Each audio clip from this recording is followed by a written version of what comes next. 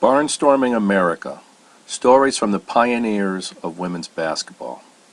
In an era when women had only recently been given the right to vote, and the Great Depression made jobs of any kind hard to come by, American women of the 1930s faced an uphill battle when it came to accessing opportunities to work outside the home.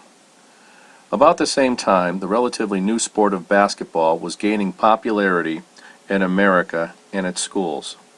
Girls were allowed to play basketball too, although the rules were modified to accommodate the lack of strength, stamina, and selfishness of the weaker sex, attributes deemed necessary to play basketball the way boys and men did. Many girls, however, excelled at basketball, to the extent that they wanted to keep playing after finishing high school. But apart from amateur athletic union programs and the rare college teams, organized basketball after high school was out of reach for most women. Women's professional leagues were still 4 decades from reality. Barnstorming America, Story of the Pioneers of Women's Basketball, tells the story of the women who helped reshape America's attitudes towards women in sports and paved the way for today's professional women's leagues. Award-winning historian and author John Molina interviewed over 80 veterans of the barnstorming wars and their families, recording their experiences both on and off the court. The result is a treasure trove of anecdotes and stories that paint a vivid picture of life as a professional basketball player, something almost unthinkable before 1936. Teams represented in this groundbreaking book include the All-American Redheads, the Olympic Co-Eds, Grover Cleveland Alexander Stars of the World, the Ozark Hillbillies, the Arkansas Travelers, the Texas Cowgirls, the Shooting Stars, Arkansas Lassies, the Royal Maids, the Arkansas Gems, the Southern Belles. This also includes the first woman to play in the NCAA a mere 2 years after it had passed, as well as several stories from the players of the Women's Basketball League, the first professional league to last a full season. Reviews from around the country are of the highest praise and level of the game. John D'Oliva, CEO of the Naismith Memorial Basketball Hall of Fame, states, "For the first time in history, the stories of basketball's first ladies come to life in John Molina's Barnstorming America. Through their own words, tales of past glories fit neatly into the broader context of a bygone era. These basketball barnstormers paved the way for today's modern game, and it is high time we hear their stories and celebrate their victories. Barnstorming America is a must-read material for any basketball fan."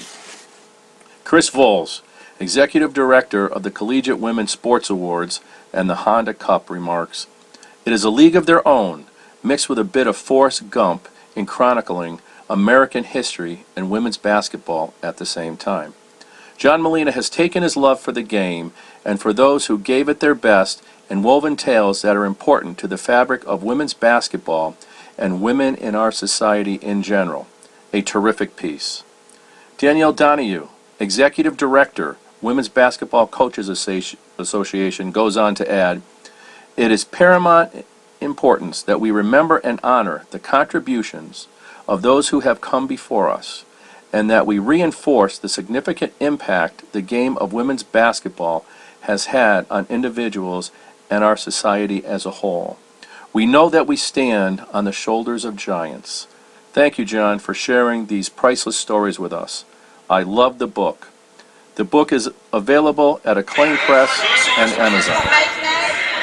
Here are the groundbreakers for women's basketball in the United States and over the world. Ernest Schaefer, number 4, Texas Cowgirls. Teresa Basraw, Redheads, 69-70.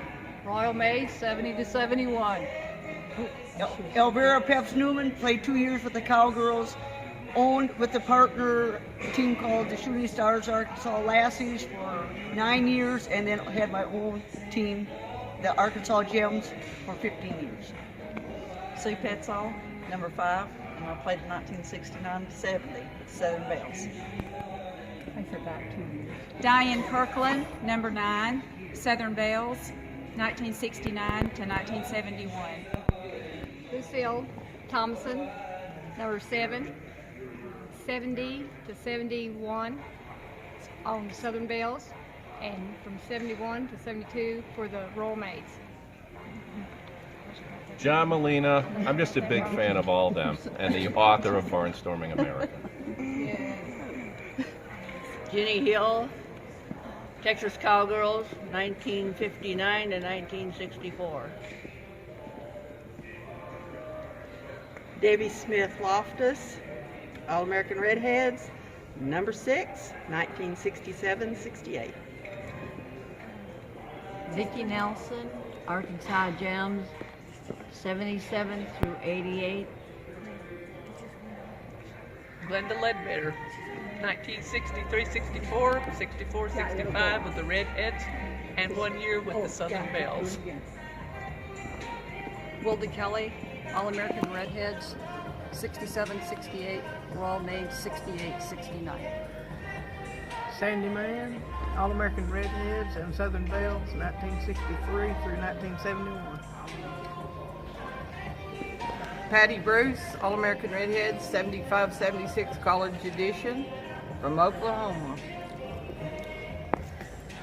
Brenda Moon, All-American Redheads, 1965 to 1969.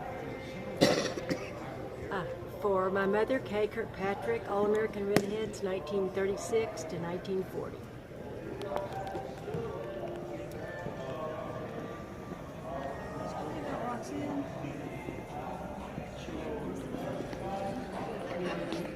Basketball pioneer.